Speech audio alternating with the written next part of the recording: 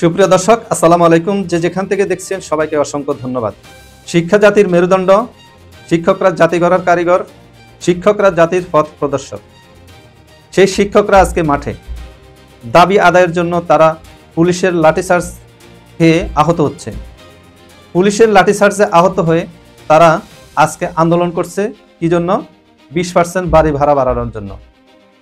শিক্ষকরা তাদের দাবি দাওয়া আদায়ের জন্য মাঠে নেমে আন্দোলন করে দাবি আদায় করতে হবে, এটা আমাদের জন্য লজ্জার। যে শিক্ষকরা জাতির পথ প্রদর্শক, যে শিক্ষকরা জাতিকে পথ দেখান, সেই শিক্ষকরা আজকে নির্যাতনের শিকার। মাত্র 20% বাড়ি ভাড়া আদায়ের জন্য তারা আন্দোলন করে মাঠে নামছে, আন্দোলন করে দাবি আদায় করার জন্য মাঠে নামছে। তাদের দাবি আদায় করার জন্য তো মাঠে নামার কথা ছিল না। তাদেরকে যদি যৌক্তিক একটা বেতন দিয়ে তাদের কর্মক্ষেত্রে সম্মানিত করা হতো, তাহলে তারা আন্দোলন করে দাবি আদায় করার জন্য মাঠে ময়দানে নামতো না এবং পুলিশের লাঠিচার্জ খেয়ে আহত হতো না। আজকে দেখতে পাচ্ছি যে এই শিক্ষক সমাজকে পুলিশ লাঠি দিয়ে পিটিয়ে তাদেরকে আহত করছে। আমরা আসি, শিক্ষকরা আসলে এই যে তাদের দাবি দেওয়াটা মূলত কি? 3 দফা দাবি আদায়ের লক্ষ্যে তারা আন্দোলন করছে। জাতীয় প্রেস ক্লাবের সামনে পুলিশ তাদেরকে লাঠিচার্জ করছে, তাদের উপর বেধড়ক লাঠিচার্জ করে তাদেরকে আহত করছে। তাদের 3 দফা দাবি, এই দাবি হচ্ছে 1 নম্বর হচ্ছে 20% বাড়ি ভাড়া বাড়াতে হবে। 20% যদি বাড়ি ভাড়া বাড়ানো হয়, তাহলে তেমন একটা যে বেতন আহামরি বেড়ে যাবে বিষয়টা এমন না। কারণ তাদের মূল বেতন হচ্ছে অনেক কম। হাই স্কুলের শিক্ষকদের মূল বেতন, যিনি প্রথম শিক্ষকতার পেশায় প্রথম জয়েন করবেন, তার বেতন হচ্ছে 12,500 টাকা। 12,500 টাকার যদি 20% বাড়ি ভাড়া দেওয়া হয়, তাহলে সে কত টাকা পাবে? মাত্র 2,500 টাকা পাবে। 2,500 টাকা এমনিতে ধরেন 1,000 টাকা তাদেরকে বাড়ি ভাড়া দেওয়া হচ্ছে।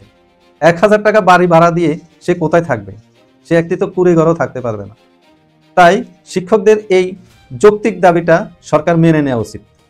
কারণ 12,500 টাকার 20% হচ্ছে মাত্র 2500 টাকা। এই 2500 টাকা তাদের জন্য তেমন একটা কিছু না। কলেজের প্রথম প্রভাষক পদে যারা জয়েন করেন, তাদের বেতন হচ্ছে 22,000 টাকা।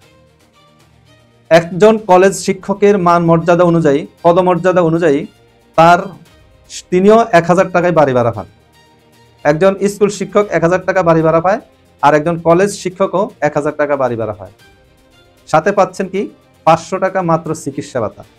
এই 500 টাকা চিকিৎসা ভাতা দিয়ে সে কি করবে? নাফা আর ব্যথানাশক বিভিন্ন জ্বরের ওষুধ খেলেও মাসে 500 টাকার বেশি ওষুধ লাগে।